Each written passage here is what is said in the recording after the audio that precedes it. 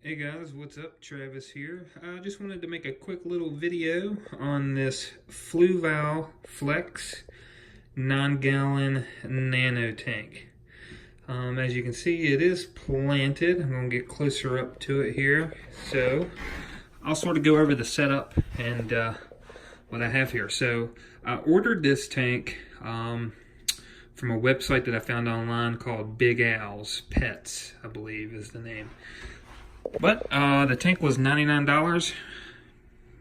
Pretty happy with the tank so far. This tank has been set up for about a week and a half now. But I'll go over some of the things that I've used for the tank. This is Fluval's substrate that I used. This is Monte Carlo here. I actually ordered this off of eBay. I got lucky and found a pretty good seller, and I bought two and you get one for free. Same thing with the S-Repens. Buy two, get one free. Same thing with the door sedge. Buy two, get one free. So I bought all the foreground, or what's in the substrate, from the same seller on eBay. This driftwood actually came from Big Al's Pets website, and as you can see, I ordered two, and I think that it was only $9.99 for two of these. I could be wrong, I'd have to double check, but either way, that's a pretty good deal because I wasn't even able to use the second one. I was thinking they were going to be much smaller, but this one pretty much takes up this whole entire tank from, front to back. So pretty good deal on that. The Java Moss also, that's what that is, came from eBay. And the buyer on there, he sent me so much of this. I wish I could remember the seller.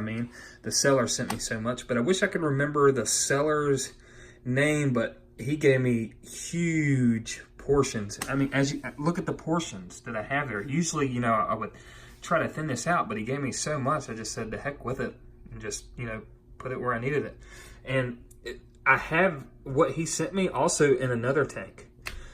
So as far as what's in the tank stocked right now, it's just plant. This right here is Fluval's CO2 diffuser, and it's been running now for a couple of days. And what I've noticed is each day that this has been running, the bubbles just keep getting finer and finer. So I'm pretty happy with this diffuser so far. I'll sort of let you guys know how it continues and see if I end up keeping this or getting something else in the future. Over here, that is also Fluval's CO2 indicator right there. Pretty easy to set up. The instructions very simple to follow.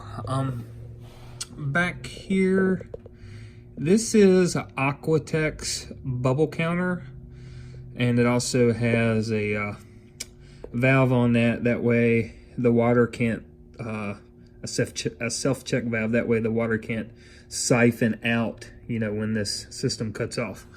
The regulator that I'm using is Aquatex mini regulator. Don't have anything bad to say about that. It does have a solenoid, so as you can see, I have all that stuff on a timer. So my Dick's Sporting Goods store, which is the only place I can get like the 20-ounce CO2 cans refilled, is out of CO2, and they've been out of CO2 for like a week and a half, 2 weeks. So I figured out a way to get some CO2 pumping in the tank, or with these, the JT pre-filled CO2 cylinders. I just got a pack of these, and it comes with two, and then I had to buy like the adapter that this is usually made for. So there's an adapter that goes onto this, and then it goes into a paintball gun. Well, that regulator is designed for the paintball CO2 can, so I knew it would work.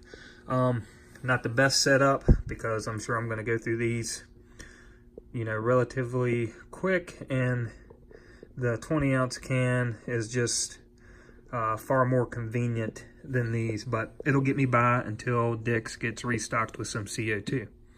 But other than that, I don't have anything bad to say about this tank. Everything's been set up pretty good.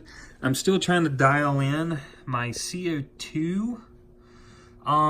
That looks, you know, fairly green. Like when it's coming through on the camera, there might be a hint of yellow there, but to the eye, it's definitely green. So I'll just have to keep, you know, my eye on that. This is my first time owning a tank, you know, under 10 gallons. You know, I've had some tanks that are,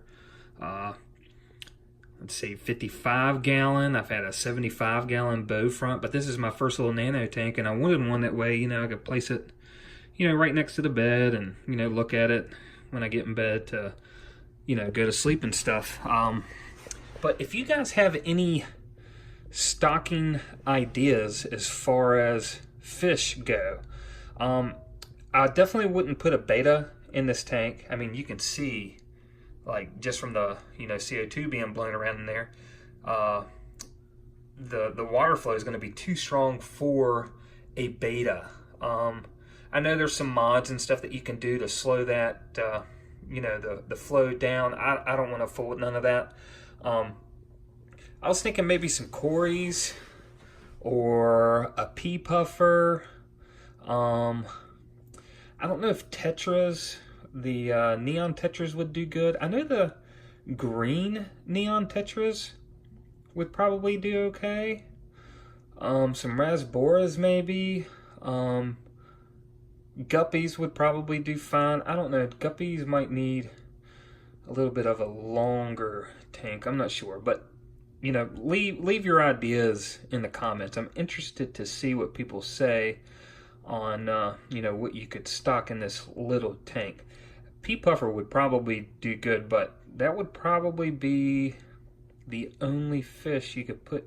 Some of the I know pea puffers can be territorial and somewhat aggressive, so I'm not sure what else you could mix with the pea puffer. But yeah, anyways guys, hope you liked the video, and I'll be updating this channel with the progress of this tank.